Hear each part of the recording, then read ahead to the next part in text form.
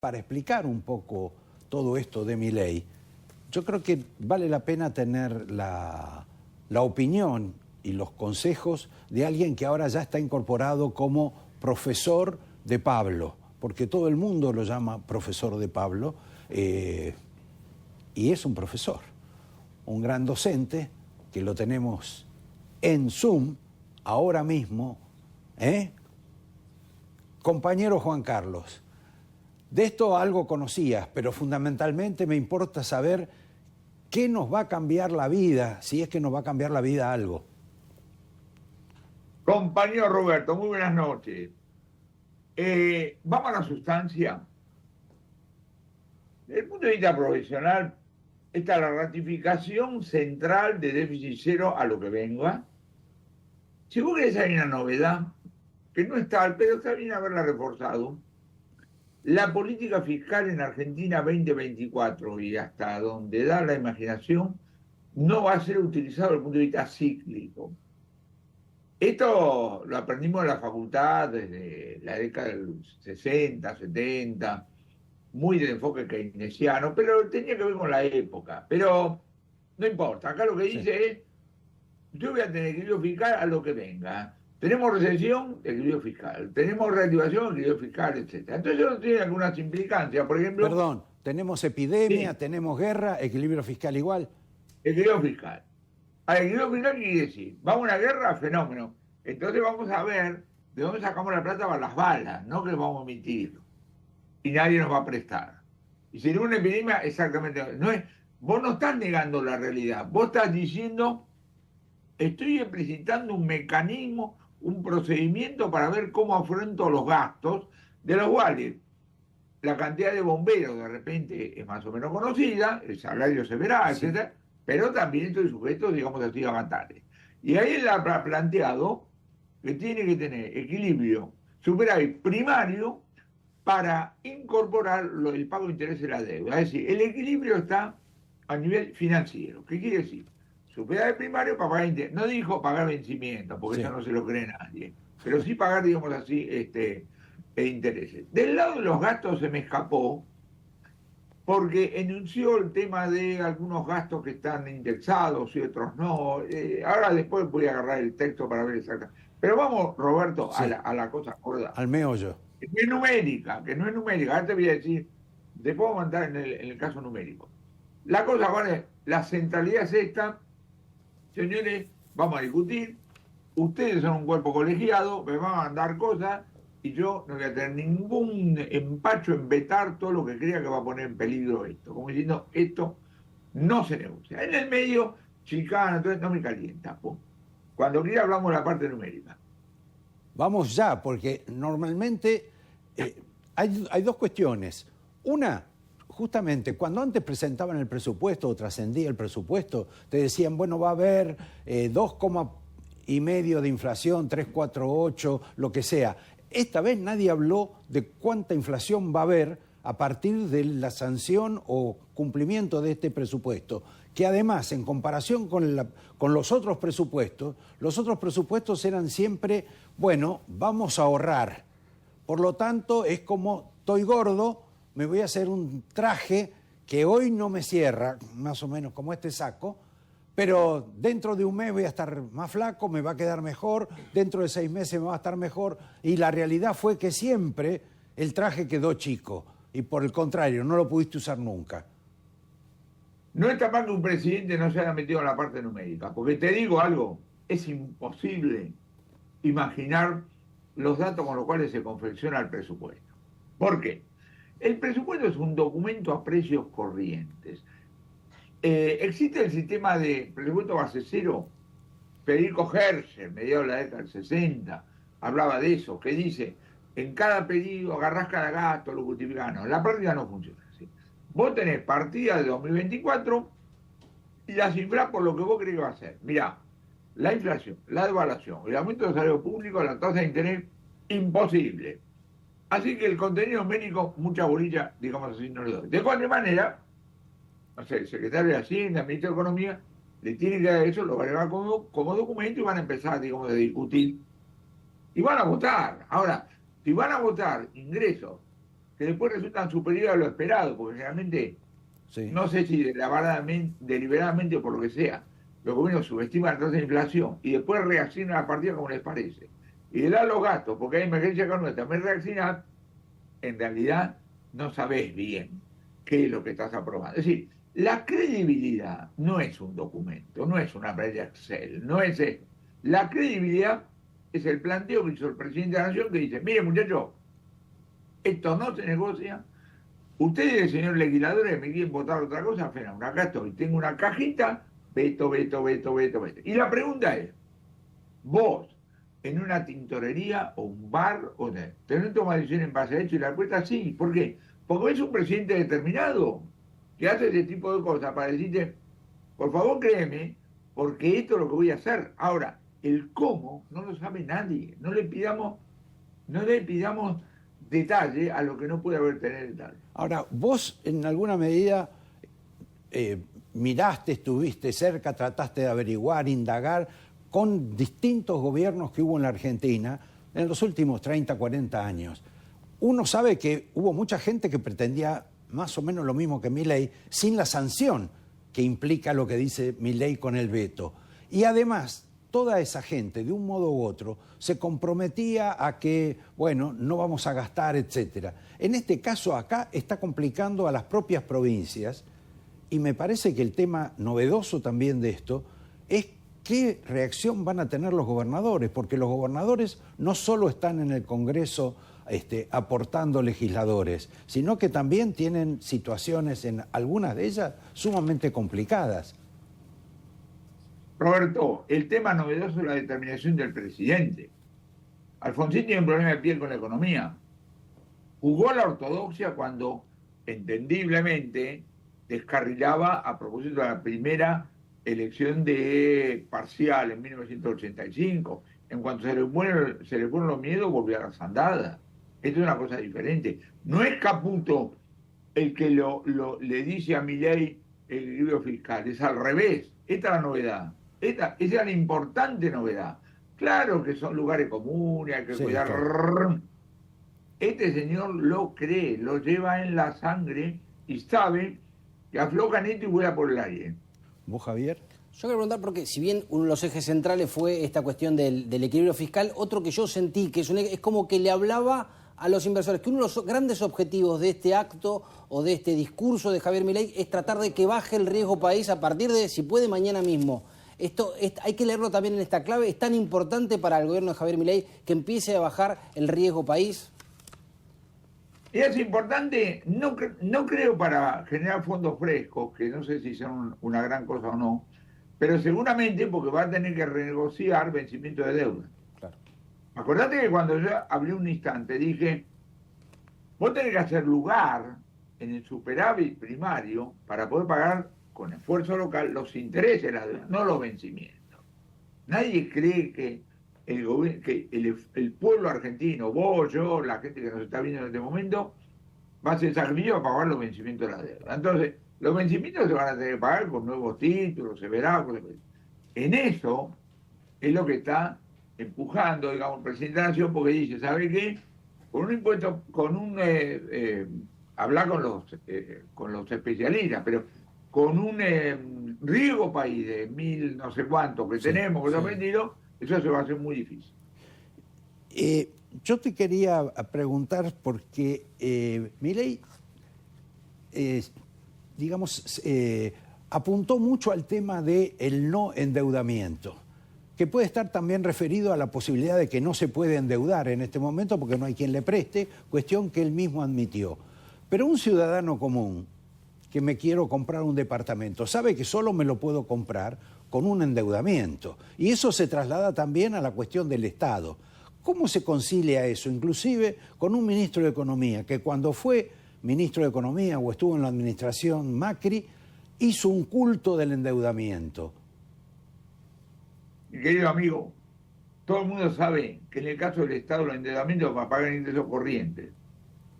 Entonces el ejemplo no es el tipo, tu tío, que está pensando en comprar un departamento, cambiar el auto, cosas por el estilo. No, el tipo me dice, ¿qué te parece, Juan Carlos, sacar un crédito porque no puedo pagar la comida la última semana. Digo, por favor no lo hagas.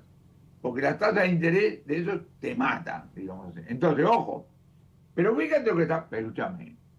Esto no es de escuela austríaca, esto es almacenero. No, sí, la claro. puja en provincias, municipalidades es fenomenal.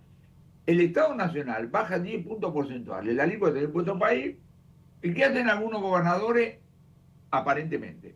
Algunos intendentes, me consta, subieron las tasas. ¡Ping! Entonces, ¿qué es lo que hizo el gobierno? El gobierno, vos imaginate que vos le decís a Javier, sí, Javier, ¿por qué no hablar con el intendente de Lanús y decirle, che, dejate de joder, ¿cómo vas a aumentar la alícuota para los supermercados? Y sabés lo que dice el intendente, mandame la plata y terminamos. Ah, y ahí se termina. ¿Qué hizo el gobierno? Sacó el otro día una resolución por la cual dice, Sí. los intendentes no pueden cobrar las tasas municipales en la boleta de la luz, que tenía dos beneficios obvios. La primera, la facilidad de recaudación, porque la única manera de que vos no pagues la tasa municipal es o vivís colgado o no usás luz, una pavada. Fenómeno. Y la segunda, entonces, el intendente, a raíz de esto, ahora tiene que armar todo un sistema recaudatorio. Y segundo, tiene que dar la cara. Le tiene que decir a los vecinos, sí, yo te estoy cobrando un huevo de tasa, ¿por qué no puedo hacer? ¡Pim! Y por supuesto están en una pelea realmente fenomenal, como tener la pelea de aerolínea. No hay que ser un genio para la economía para darte cuenta que lo de aerolínea no va a quedar así, ¿eh? No va a quedar así. Estamos delante, y estoy nada más que razonando, desde el punto de vista de toma digamos, de decisiones. ¿A vos te parece que el gobierno se va a bancar? ¿Quién compra hoy un pasaje de aerolínea? Vos te imaginás, aerolínea que cae a la mitad los ingresos, se funde. ¿Qué hace? El Poder Ejecutivo dice, sí, cómo no. Y claro, los días de huelga, los canales de televisión haciendo reportajes a los tipos, hablando mal de los dirigentes. ¿Qué pasa? Estoy nada más que conjeturando. ¿Qué pasa si cae la mitad de los ingresos de aerolínea? Entonces el Poder Ejecutivo dice, ah, sí, fenómeno. Cierro aerolínea por 6 meses. Cierro aerolínea por 6 meses. Y le digo a los pilotos, sí, te quedás, y a los azafates, es una simple conjetura. Lo que digo es, estoy dando un ejemplo de los tantos que hay. La política fiscal acá se hace todos los días. Y las discusiones son muy fuertes, porque hay muchos mangos y donde situaciones como esta de empate Sí. no pueden durar. Yo te quiero preguntar, vos, Juan Pablo, siempre decís que en economía lo ideal es enemigo de lo posible. Y en política pareciera que también. ¿Y este discurso de Milei o este proyecto de presupuesto de Milei, crees que es viable, que es posible con esta conformación del Congreso? ¿Crees que a Milei le es funcional que no se lo aprueben y seguir funcionando con el que tiene ahora y poder tener manejos más discrecionales en el futuro? Obviamente, pero obviamente. O vos te querés decir, ah, no, David, ¿qué me aprobaron un presupuesto con 4% de déficit? Ah, fenómeno, y no consigo un mango, fenómeno. No se caliente, muchachos, vuelvo a admitir. ¿A vos te parece que va a hacer eso? No lo va a hacer. Claro. Ahora, viste que dentro del discurso de Milei habló sobre algunas de las conquistas que obtuvo. ¿No te parece curioso que aquellas debilidades por las cuales tiene dificultades este gobierno es por los problemas que tuvo con el shock externo, con la caída de los precios internacionales, que representan una cantidad de dinero impresionante, y ellos no aluden a ese tema, cuando en otras épocas, en otros gobiernos, ese costado era central, troncal, en la explicación de los gobiernos de por qué tenían alta inflación, tenían dificultades, etcétera. No, porque acá el diagnóstico, claro, es el origen monetario de la inflación. Y vos lo que has tenido en lo que va de 2024 no es un tema de teoría, es un tema práctico. Este gobierno, la política económica es no hay plata y empiezo a bajar trámites. Esa es la política económica. Y la tasa de inflación pasó de 25 a 4. Hace 4 meses que es 4. Espero que la ala política del gobierno no se vuelva loca diciendo la tasa de inflación en septiembre tiene que ser 3 y es posible 2 y empiezan a congelar precios, a hacer barbaridades. Obviamente, mire que Milei dijo que había 2 razones por las cuales estaba hablando. La primera, que era economista. Y como es economista, sabe que los congelamientos no funcionan, pero guarda con eso. Pero ponele que no funciona. Entonces, digo, vos tenés una herramienta, que es la herramienta fiscal, que ha probado ser poderosísima, poderosísima. Si acá en la Argentina, la clave de la política económica fuera una pauta monetaria o una pauta cambiaria, se queda temblando. No hay tal cosa como 2%. ¿Qué es 2%? Si el gobierno quiere devaluar 4% por mes, no le tiene que pedir permiso a nadie. Ahora, yo le digo a la gente, tomo decisiones a la verdad de que no hay un salto obligatorio. Usted va diciendo que no van a hacer un salto obligatorio. No. Estoy diciendo, tomo la decisión sobre que no hay un salto obligatorio. Y si hay, te jodés. Pero si vos tomás la decisión sobre que va a haber y no hay, también te jodés. Acá, esto no es tablita Martínez Dios, esto no es convertida del Mingo. Acá el Banco Central no está vendiendo dólares en el segmento futuro del mercado de cambio para entregar en octubre o noviembre al tipo de cambio de hoy por 1.02. No, yo estaría más que preocupado. Digo, bueno, es así. Insisto, tiene un solo instrumento, pero la herramienta fiscal es mucho más poderosa que las otras. Pero muchas de esas cosas antes no se hacían por el costo político que implicaban, ¿no? Muchos políticos a lo largo de la historia no tuvieron este tipo de medidas por el costo político. Ahora, Javier pareciera no estar pagando todavía el costo político, por ejemplo, del veto a los jubilados o demás cuestiones. ¿Crees que ese plafón social va a continuar de cara a lo que viene? ¿O ya empieza a haber una recuperación que permitirá aclimatar un poco el agua o no lo ves? Empezamos por la recuperación de la actividad económica y hacemos acordar de ese punto porque yo a mi edad me lo olvido de las cosas.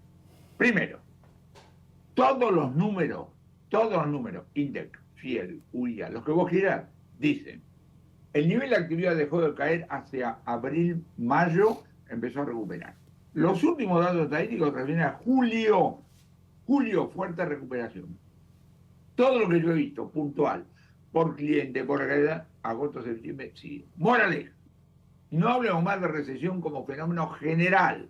La realidad es heterogénea, qué piola. Sí. Vos conocés un tío, el otro sector es heterogénea, sectorialmente, regionalmente y no sé cuántas cosas de tema. Ahora, vamos a la segunda cosa.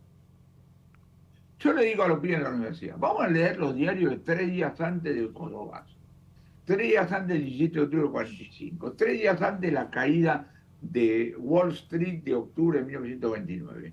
Por favor, me trae los diarios que insinuaran que 3 días después se iban a un despelote fenomenal. No existe. Moraleja, ¿querés que te diga algo? Capaz que el miércoles que viene se incendia Argentina. Claro. Ahora, ¿vos tomarías decisiones en base a que de repente dentro de 72 se incendia Argentina? No. Y si se incendia, te jodés. Pero no al revés. En el medio hay. No voy a hacer análisis político ni hacer sociólogo, cosas por el estilo, pero está diciendo algunas cosas elementales. El tema de ves a la oposición y lo miras a Milei con más cariño. Segundo, fundiste la operatoria de los piquetes, etcétera, etcétera. Ahora, estás a merced, pero obvio, pero vos no podés armar la política económica y decir, che, guarda, así. Lo que sí es claro, aparentemente, por todo lo que yo veo, es que al beneficiario del plan, la guita le llega. Solo que eliminar las comisiones de los intermediarios. Eso es ahorro. Y además, desde el punto de vista político, la pulseada, es evidente. Y el castigo de te suspendo la entrega esta mensual porque no fuiste a determinada reunión o no fuiste a determinada manifestación. Evidentemente. Ahora, esto que está planteando en alguna medida Milei tiene algún tipo de origen en otro liberal como fue Alzogaray, que bueno, apareció demasiado temprano el Alzogaray en la vida política, el desastre de la Argentina no era tal para que ocurriera. Es la época, son épocas. Cumplió su rol, la que va. Son épocas, ¿no? Se lo dejo a los historiadores, estamos en otro mundo. Bueno, vos sos historiador. Bueno, dejamos de hacer propaganda, con el Ezequiel Burgo hicimos un libro que se llama La cocina de la política económica, porque tanto Ezequiel como yo, entre otras cosas, trabajamos en el Ministerio de Economía, y literalmente en marzo pasado vomitamos delante de un grabador, nos reunimos 20 veces una hora, todo lo que recordábamos de las distintas políticas económicas, complementando los análisis formales basados en los datos, los documentos, y tenés de todo. Pero te das cuenta que es un mundo, digamos así, diferente, entre paréntesis, debo decirte. En 1961, ya con el ministerio de Roberto Aleman, hubo una famosa huelga de ferrocarriles. Sí. El señor Frondizi, 2 meses. ¿Cómo terminó? Terminó cediendo. Con lo cual hubo renuncia de ministros, etcétera, etcétera, etcétera. Hoy, si se arma una pulseada gigantesca con la Alianza Argentina, y yo estaría más inclinado a pensar que de repente la va a ganar el Poder Ejecutivo. Pero está abierto, obviamente. Si yo fuera un periodista de televisión, te diría, bueno, todo este tema de las restricciones que le quieren aplicar a los gobernadores demasiado generosos, a la casta política, me parecen prudentes, lógicas, etcétera. Pero aplicar esas restricciones en alguna medida a la educación, en alguna medida a los jubilados, me parece que es menos justo, te insisto, preguntando como si fuera un periodista de televisión, especialmente de la tarde. Yo respondo. En el caso de los jubilados, chacho, Argentina tiene 10 millones de tipos pasivos, uno de los cuales soy yo. Tenemos un carrecito de jubilados. Es un club heterogéneo. Está integrado por 6 millones de tipos que pusieron algo y 4 que no pusieron nada. Cualquier cosa que se te ocurra para cada uno de nosotros, multiplicado por 10 millones, transforma una insignificancia en una pelota. Ahora yo digo, señores legisladores, ¿ustedes no podrían hacer un proyecto de ley por el cual a los que pusimos algo nos indexan y a los que no pusieron nada le dan la mitad de la inflación? Derecho adquirido. ¿De qué estamos hablando? Pensiones por discapacidad, ¿viste? Más de 1 millón. Roberto joda, ¿no? Bueno, estuvimos en guerra. Digo, ¿cómo? Estuvimos en guerra. Pero te digo, pero pará, entonces lo que digo, hablemos en serio. Sí, hablemos claro. en serio. Es decir, una cosa es el ítem que se llama seguridad social, rasquemos. El gobierno, el Poder Ejecutivo debería decirle, señores, en la medida que simplificamos jubilación de privilegio, discapacidad, todo ese tipo, esa plata para los jubilados, no la quiero, para los jubilados. Pero vamos a poder hacer. Ahora, en televisión, ¿vos viste algún tipo de los 4 millones de niatos que no pusieron nada y cuando hacen un reportaje, mira, como no puse nada, todo me viene el fenómeno? No. Los únicos tipos que van a la televisión son los 6 millones que dicen, aporté durante 40 años y me viven cagando. Qué piola. Lo mismo con el tema educativo. Yo digo, ¿estás seguro que los recursos de la educación son pocos? Los expertos me dicen que no. ¿Qué estás haciendo, qué no estás haciendo, etcétera, etcétera? Pero ¿por qué digo esto? No por un problema filosófico. Esto no es un tema de escuela austríaca, Marx, Schumpeter o cosas por el estilo.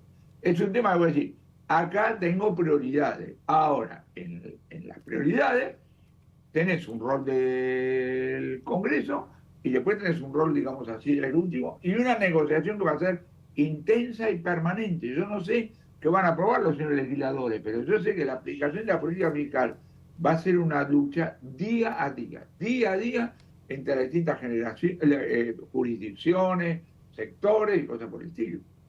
Javier. Yo una cortita, haciendo un poquito de futurología, ¿cómo crees que van a leer los mercados este discurso de Javier Milei ahora cuando abran mañana a la mañana?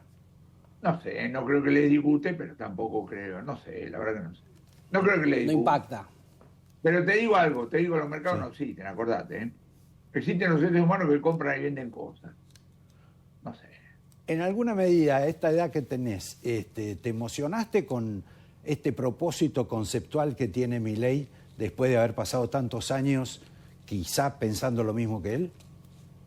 No es un tema de emoción, no tengo... Solo te emociona que Vélez va primero. Van por otro lado, punto.